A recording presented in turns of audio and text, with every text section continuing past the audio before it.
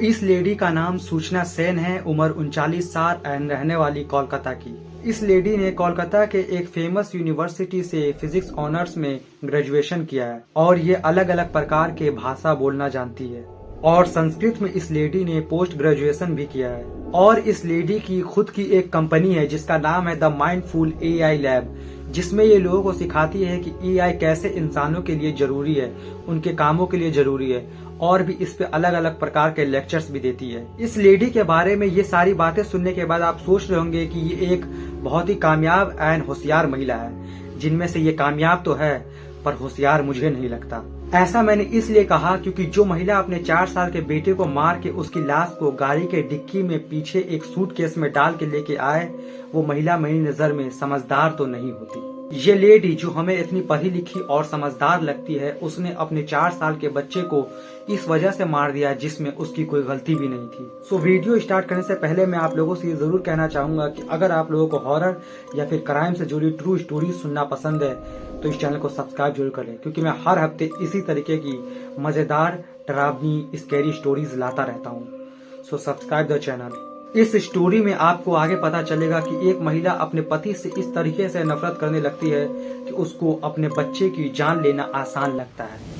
चलिए without wasting any time let's start the story.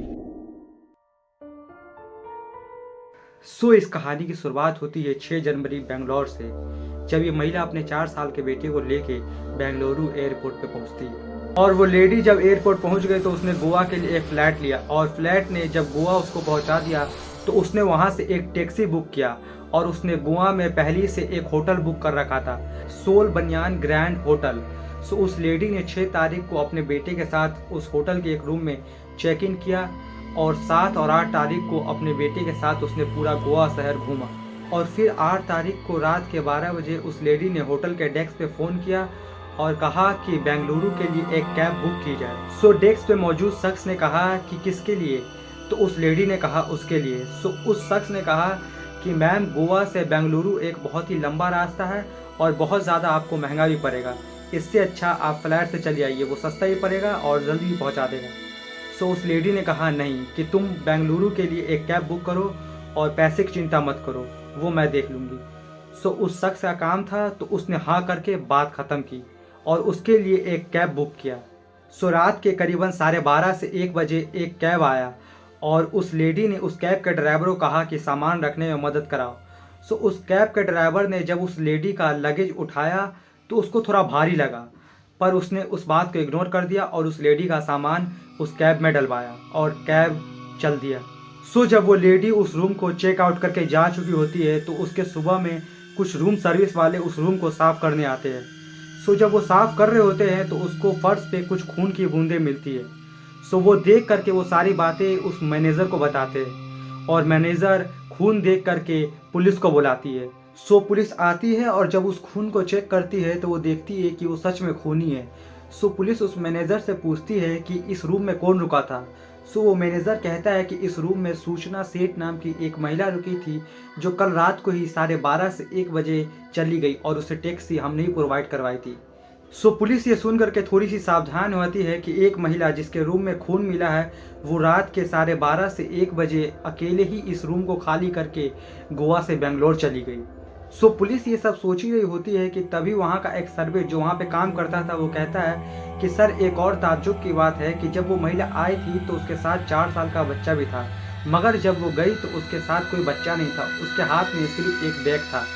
Police ये सुनने के बाद थोड़ी सी और चौकन्ना हो जाती है और वहाँ के मैनेजर से कहती है कि जिस टैक्सी को तुमने बुक कराया है उस टैक्सी ड्राइवर का मुझे नंबर निकाल के दो। वो मैनेजर उस टैक्सी ड्राइवर का नंबर निकाल के पुलिस को देता है। पुलिस उस टैक्सी ड्राइवर का नंबर लेने के बाद उस टैक्सी ड्राइवर को फ़ोन लगाती है और वो टैक्सी ड्राइवर फ़ोन उठा भी लेता है। पुलिस कहती है कि हम लोग पुलिस बोल रहे हैं, तुम्हारी गाड़ी में जो महिला बैठी हुई है हमारी उनसे बात कराओ।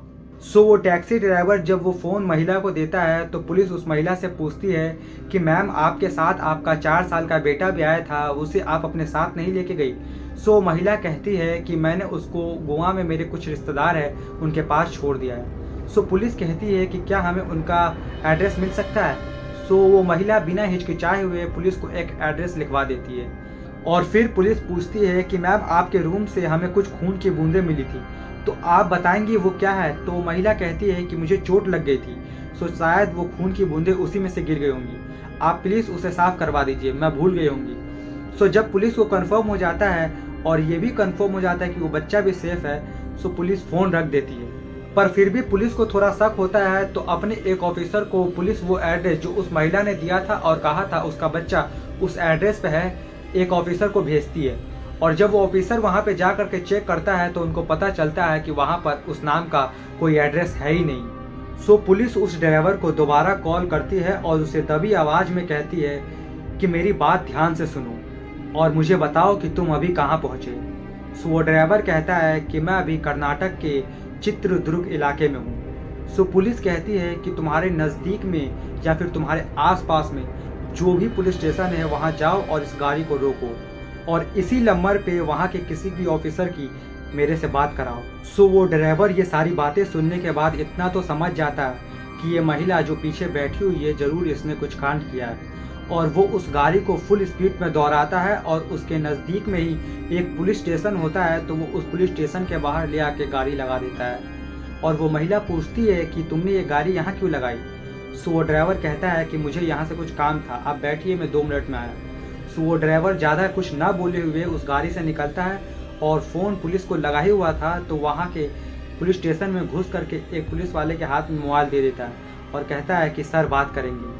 सो गोवा पुलिस जो अभी उस ड्राइवर से बात कर रही थी, अब उस पुलिस इंस्पेक्टर से कहती है कि हम लोग गोवा पुलिस से बोल रहे हैं और ये जो ड्राइवर है इसके टैक्सी में एक लेडी बैठी हुई है और उस पर हमें थोड़ा शक है, तो आपसे रिक्वेस्ट है कि ज़रा उस लेडी को चेक कर लीजिए कि उसके साथ कुछ गड़बड़ तो नहीं है और उसका सामान भी अच्छे से देख लीजिएगा। सो वहाँ की पुलिस मान जाती है। सो पुलिस बाहर जाती है और उस महिला को गाड़ी से बाहर निकाल करके एक महिला कांस्टेबल उस महिला की तलाशी लेती है और उस महिला के पास एक ही सूटकेस होता है। तो पुलिस जब उस सूटकेस को खोल रही होती है तो महिला थोड़ी घबराई हुई दिख रही होती है और वो कह रही होती है कि इसके अंदर सिर्फ कपड़े हैं। पर जब पुलिस उस सूटकेस को खोलती है तो उस सूटकेस के अंदर देख करके उन सभी पुलिस वालों का दिल पसीज जाता है। वो देखते हैं कि उस सूटकेस के अंदर एक 4 साल का बच्चा जिसके हाथ पैर मोड़ करके कपड़ों के बीच में उसको डाला हुआ है और वो बच्चा मर चुका है। सो वो पुलिस वाले गोवा पुलिस को फ़ोन करते हैं और कहते हैं कि आपने जिस महिला की तलाशी लेने को कहा था उस महिला के सूटकेस से एक 4 साल के बच्चे की बॉडी मिली है। सो गोवा पुलिस कहती है कि उस बच्चे की बॉडी को वहीं पास के हॉस्पिटल के मोर्चरी में डलवा दो और उस महिला को आप अपनी हिरासत में रखो जब तक हम लोग अपनी टीम लेकर के आ रहे हैं। सो गोवा पुलिस जल्द से जल्द वहां पहुंचती है और जो भी सरकारी कार्रवाई होती है वो पूरी करने के बाद उस महिला को अपने हिरासत में कर लेते हैं और उस महिला से पूछताछ करते हैं कि आखिर उसने अपने 4 साल के बच्चे को क्यों मारा और मारने के बाद ऐसे उसको सूटकेस में ले आने की क्या जरूरत थी, और भी बहुत सारे सवाल जिसके जवाब देना भी बाकी था।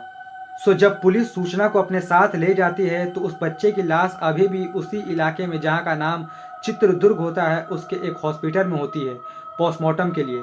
और उस बच्चे के पिता यानी कि सूचना के हस्बैंड को ये फ़ोन करके खबर कर दी जाती है कि उसके बच्चे की हत्या हो गई है और शक उसके वाइफ पे है और उसका हस्बैंड उस वक्त अब्रोड में होता है और उसका नाम होता है वेंकट रामन। सो वो उसी दिन आते हैं और अपने बच्चे से मिलते हैं जो अब इस दुनिया में नहीं रहता। और जिन डॉक्टर ने उस बच्चे का पोस्टमार्टम किया था उनका ऐसा कहना था कि बच्चे की मौत पोस्टमार्टम के वक्त से लेकर के 36 घंटा पहले हो चुकी है और इस बच्चे की मौत की वजह या तो गला दबाने की वजह से हुई है या फिर सांस रुकने की वजह से।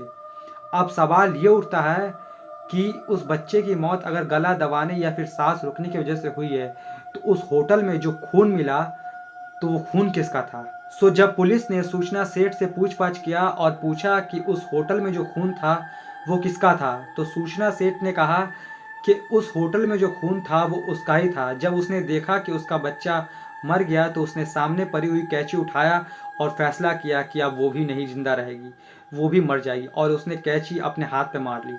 पर जब उसने देखा कि उसके हाथ से बहुत ज़्यादा खून गिरने लगा तो उसने पास ही में पड़ी हुई टॉवल उठाया और अपने हाथ पे लपेट लिया और उस खून को भी साफ किया, पर शायद कुछ खून की बूंदें रह गई।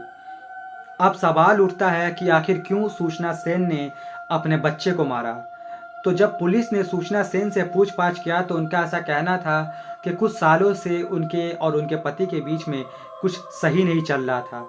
सूचना सेठ का ऐसा कहना था कि कुछ सालों से इनके और इनके पति के बीच में, जिनका नाम वेंकट रामन है, कुछ चीज़ें सही नहीं चल रही है।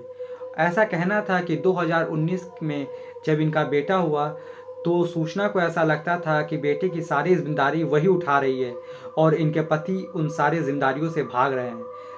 इन बातों को लेकर के रोज़ाना इन लोगों में छोटी मोटी लड़ाई झगड़ाई होती रहती थी। फिर सूचना का ऐसा कहना है कि एक दिन इनके और इनके पति के बीच में बड़ी लड़ाई हो जाती है, जिसकी वजह से इनके पति घर छोड़ के चले जाते हैं। और उसी दिन सूचना बेंगलुरु पुलिस स्टेशन में जाकर के अपने पति के खिलाफ एक रिपोर्ट लिखवाती है मारा पीटी का।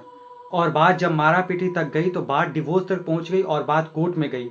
और जब कोर्ट में वेंकट रमन को हाजिर किया गया और उनको बताया गया कि उनके वाइफ का उन पे ये आरोप है, तो उन्होंने इन सारे आरोप से मना कर दिया, डिनाई कर दिया। और उनके वाइफ ने जब देखा कि वो मना कर रहे हैं तो उन्होंने उनके और उनके बीच के कुछ चैट्स जज साहब के सामने रखे। और उस चैट को देखने के बाद जज साहब ने तय किया कि वेंकट रामन उनसे और उनके बच्चे से दूर रहेंगे जब तक इन दोनों के बीच में डिवोर्स नहीं होता। और ये सारी बातें खत्म होने के बाद सुषमा सेन ने कुछ दिन बाद एक और अर्जी लगाई कोर्ट में। और उनका ऐसा कहना था कि उनके और उनके बच्चे के परवरिश के लिए उनके पति के द्वारा 2.5 लाख रुपए महीने दिया जाए, क्योंकि उनके पति साल का करोड़ों कमाते हैं। और ये सब खत्म होने के 3 महीने बाद वेंकट रमन ने अदालत में एक अर्जी जाहिर की, जिनमें उन्होंने कहा कि जब से अदालत ने उनको अपने बच्चे से मिलने को नहीं कहा है, तब से वो अपने बच्चे से नहीं मिले और उनको अपने बच्चे की बहुत याद आ रही है, तो उनको उनके बच्चे से मिलने दिया जाए। एंड ये सारी बातें सुनने के बाद जज साहब ने फैसला किया कि वेंकट रमन हफ्ते में 1 बार एंड महीने में 4 बार अपने बच्चे से मिल सकते हैं और इन सारी बातों से उनके वाइफ को कोई दिक्कत नहीं होनी चाहिए। पर सूचना सेठ ने यह फैसला किया कि अपने बच्चे से वो अपने पति को नहीं मिले देंगी, क्योंकि जब उसका पति उसके बच्चे से मिलेगा तो वो खुश रहेगा। और सूचना सेठ नहीं चाहती कि उसके वजह से उसके पति को एक पल की भी खुशियाँ मिले, और वो ऐसा ही करती है। पहला हफ्ता आया और वेंकट रमन अपने बच्चे से मिलने आए, पर सूचना सेठ ने उसे मिलने नहीं दिया और कहा कि तुम मेरे बच्चे से नहीं मिल सकते। और भी बहुत सारी बातचीत हुई और वेंकट रमन ये सोच के चले गए कि चलो अभी गुस्सा है, अगले हफ्ते आके मिल लूँगा। दूसरे, तीसरे और चौथे हफ्ते भी यही हुआ। अब 5वां हफ्ता जब आने वाला था तो सूचना सेठ को ये डर सताने लगा कि मैं अब ज़्यादा दिन तक तो इसे रोक नहीं पाऊंगी, क्योंकि ये एक कोर्ट का ऑर्डर है और मैं कितना भी कोशिश करूँ इस बात को नहीं टाल सकती। और उसको ये नहीं मालूम था कि 5वें हफ्ते में वेंकट रमन किसी काम के द्वारा बाहर गए हुए हैं देश से। और सूचना सेठ भी ये जानती थी कि मैं अब ज़्यादा दिन तक उसको नहीं रोक सकती, क्योंकि ये कोर्ट का ऑर्डर है और 4 बार मैं ऐसे ही मना कर चुकी हूँ। तो वो फैसला करती है कि अपने बेटे को लेकर के वो गोवा चली जाएगी। और गोवा जाने के बाद क्या होता है ये तो मैं आपको बता ही चुका हूँ। सो ये थी मेरी आज की सूचना सेठ के ऊपर वीडियो, जिसके ऊपर आरोप है कि उसने अपने 4 साल के बेटे को मार दिया। पता नहीं आजकल क्या हो रहा है, कोई कुछ भी कर रहा है। कहीं माँ बाप अपने बेटे को मार रहे हैं, कहीं दोस्त अपने भाई को मार रहा है, दोस्त अपने भाई को मार रहा है। दिमाग मेरा काम नहीं कर रहा। ये थी सूचना सेन की स्टोरी, जिसके ऊपर आरोप है कि उसने अपने 4 साल के बच्चे को मार दिया। पता नहीं आजकल की इस दुनिया में क्या हो रहा है। उस बच्चे को उस गलती की सज़ा दे दी जो उस गलती में उस बच्चे का कुछ हिस्सा ही नहीं था, हकदार ही नहीं था। आजकल की दुनिया में पता नहीं क्या हो रहा है। कहीं माँ अपनी बेटे को मार रही है, कहीं 4-5 दोस्त मिलके एक दोस्त को बना के खा जा रहे हैं। अब पता नहीं क्या है क्या नहीं है। मैं तो बस इतना कहना चाहूँगा कि उस बच्चे की आत्मा को शांति मिले जहाँ भी हो। तो चलिए आपसे मिलते हैं अगले वीडियो में अगली स्टोरी के साथ। अगर आपको क्राइम एंड हॉरर स्टोरीज से जुड़ी ऐसी स्टोरीज पसंद है तो मैं हर हफ्ते इसी तरीके की एक नई स्टोरी लाता रहता हूँ। सो इस चैनल को सब्सक्राइब जरूर करें, वीडियो को लाइक ज़रूर करें। तो चलिए आपसे मिलते हैं।